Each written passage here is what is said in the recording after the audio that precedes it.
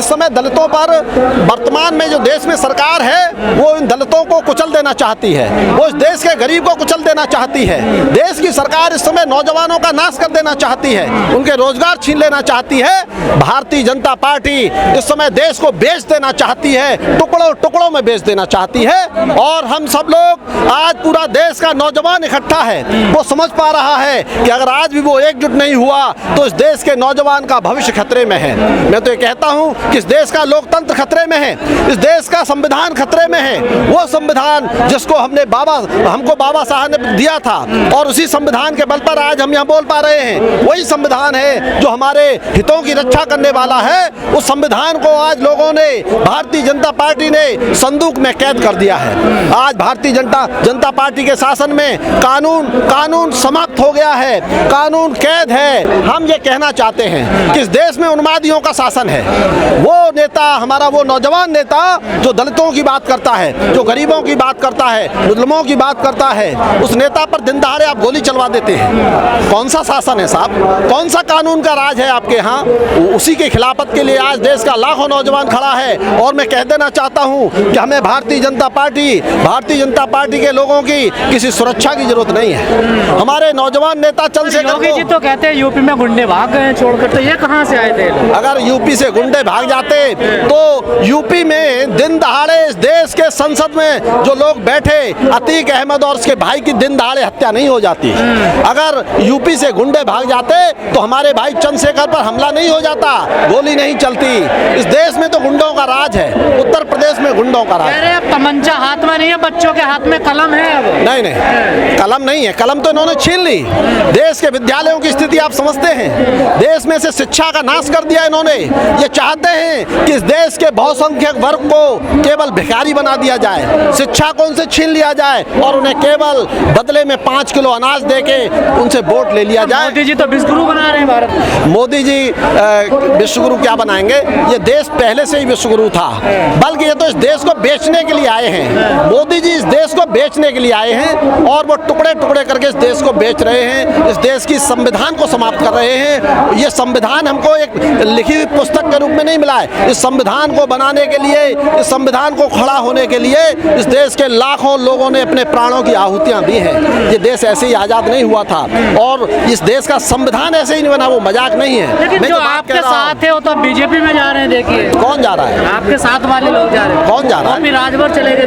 देखिए सबका अपना अपना विचार है। ये देश लोकतंत्रात्मक है, अपने अपने लोगों के विचार हैं, उस पर हम कुछ नहीं कहना चाहते। तो ऐसी भी आ रही, आरएलडी भी शामिल होगी? नहीं, आरएलडी बिल्कुल शामिल नहीं हो रही। ये भारतीय जनता पार्टी के गोदी मीडिया का प्रचार है। आरएलडी तो किसानों की पार्टी है, आरएलडी तो नौजवानों की पार्टी है, आरएलडी गांव गरीब मजदूर किसान की पार्टी है।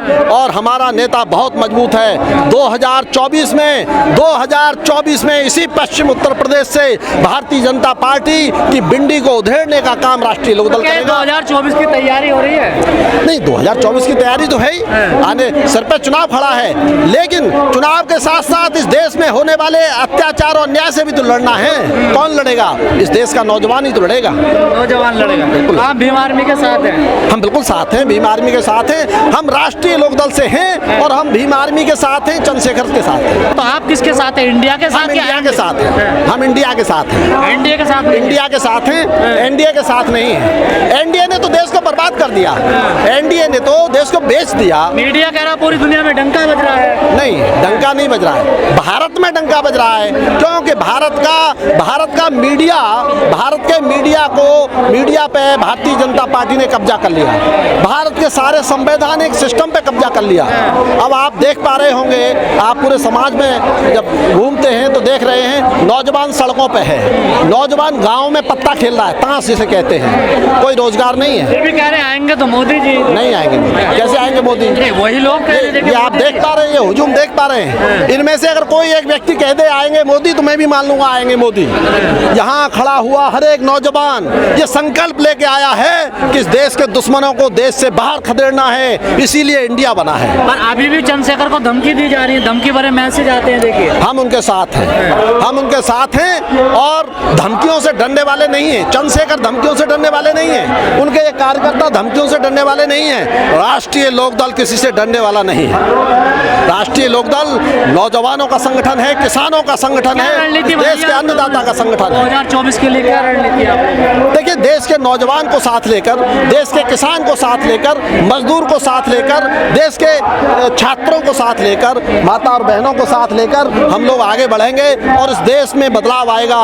2024 में बदलाव आएगा। पर किसान तो 2022 में आपके साथ थे, क्या हुआ? थे, किसानों ने खूब साथ दिया और आने वाले समय में 2024 में आप देखेंगे वो संख्या कई गुना बढ़ेगी। किसान बड़ी संख्या में साथ आया और चुनाव का माहौल भी आपने देखा था, चुनाव का माहौल भी आपने देखा था।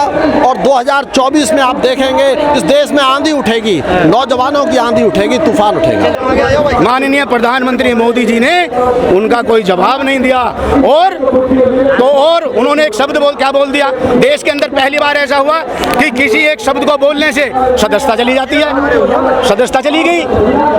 लेकिन आज मोदी जी नोटिस दिया है। सुप्रीम कोर्ट आज जो भी निर्णय ले गए, देखिए वहाँ उम्मीद है जो CJI चंद्रचूड़ जी हैं, माननीय प्रधानमंत्री मोदी जी किसी से नहीं डरते, उनसे डरते हैं वो, क्योंकि CJI जी ने कहा कि या तो सरकार संज्ञान ले, नहीं तो हम स्वतः संज्ञान लेंगे। मणिपुर पे बोला उन्होंने। आप राहुल गांधी की बात कर, हाँ, देखिए राहुल गांधी ने नोटिस भेजा है गुजरात हाई कोर्ट को नोटिस भेजा है। सुप्रीम कोर्ट ने भेजा ना, सुप्रीम कोर्ट ने सदस्य बहाल होगी, बिल्कुल होगी। देश में पहला मामला है, बिल्कुल होगी, नहीं हुआ बिल्कुल होगी, 100% होगी।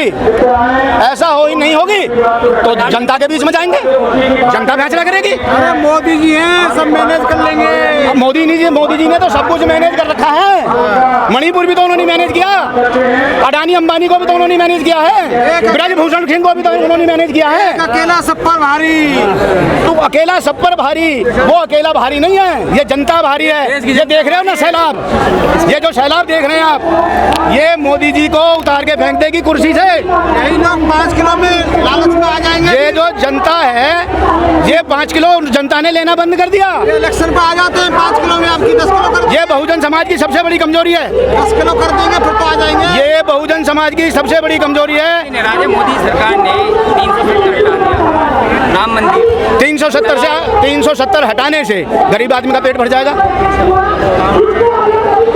3 तलाक पे गरीब आदमी का पेट भर जाएगा। 3 तलाक तो उन्होंने लागू कर दिया, ठीक है। और बिल्किस बानो के साथ क्या किया उन्होंने? उन बलात्कारियों को समय से पहले रिहा करके, और बीजेपी के वही लोग गले में माला पहना रहे हैं एक बलात्कारी को।